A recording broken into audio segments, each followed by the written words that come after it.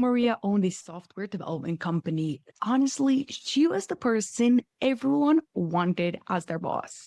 Smart, capable, always had the right answer. The problem is, everyone came to her with their problems all day long.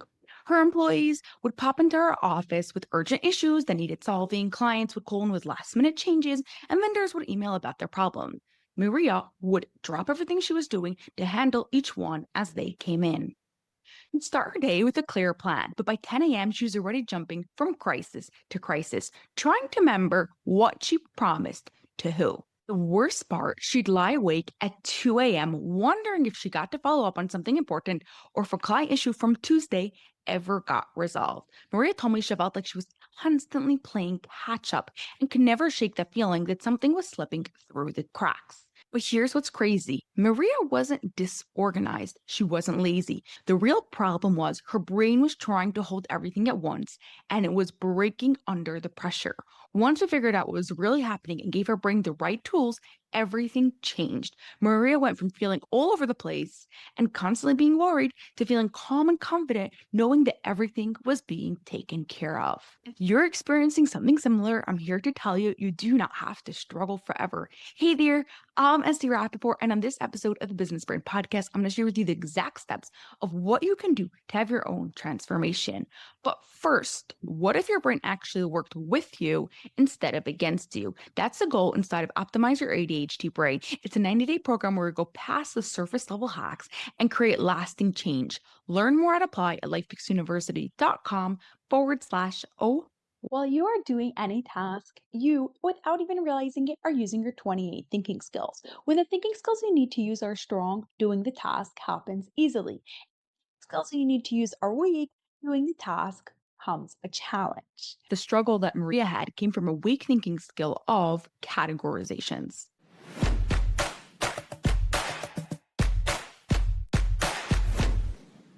So, what exactly is categorizations and why was this Maria's missing piece?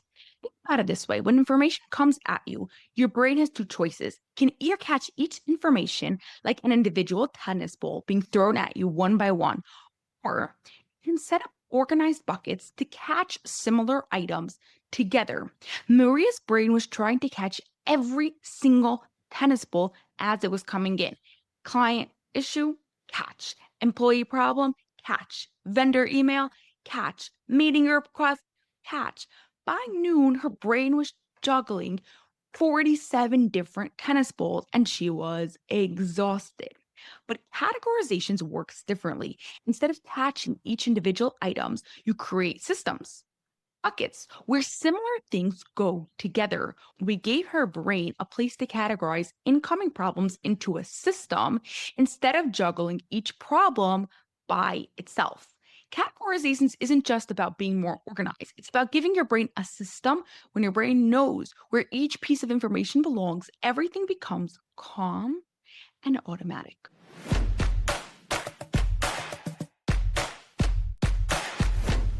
Here's the exact system we use with Maria, plus 3 ways you can start building categorizations today.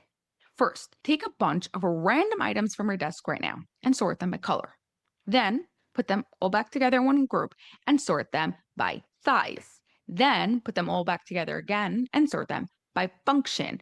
And then put them all back together again and find another way to sort them. This might seem silly, but you're literally training your brain to see multiple ways to organize the same information. This is how your brain builds the categorization skills that is needed for that specific situation, because the same information can be categorized in multiple different ways depending on what you need in that specific case.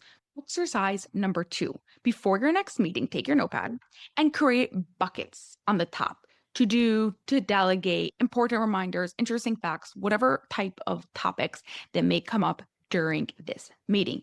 Then, as the information comes in, don't just write it down randomly on your notes. Put it right away under your to-do section or under your delegate section. So that way, when you leave the meeting, instead of just 3 pages of random notes that you never look at again or have to sift through 400 times if you do need a piece of information, you have it all organized in a way that's super easy to use. Exercise number 3. When you make your shopping list, organize it according to the section: produce, frozen, dairy, cleaning supplies. Once again, seems super basic, but it's training your brain in the same skill that Maria needed to solve her business problems. You're teaching your brain to automatically group similar items together instead of handling everything as individual separate tasks. Now, here's what's going to surprise you.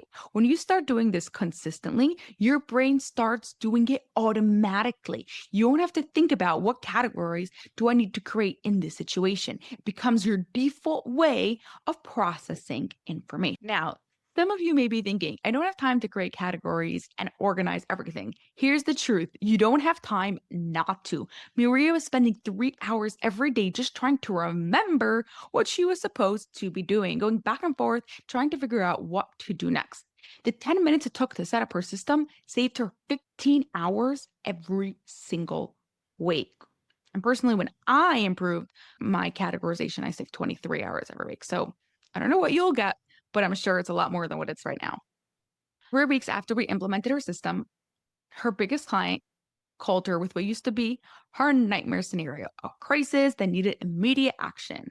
All dropped everything, stressed out our entire team, and spent the rest of the day putting out the fires. New Maria listened to her problem, wrote it down in her client issues bucket, and told the client exactly when she would have an update, and went back to her scheduled work. The client was impressed by her calm professionalism. Her team stayed focused on their priorities, and the crisis got resolved faster than ever before because Maria handled it systematically instead of reactively.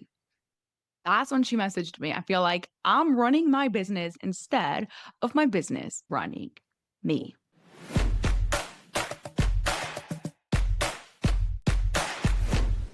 Categorization gives your brain buckets instead of forcing it to juggle individual items.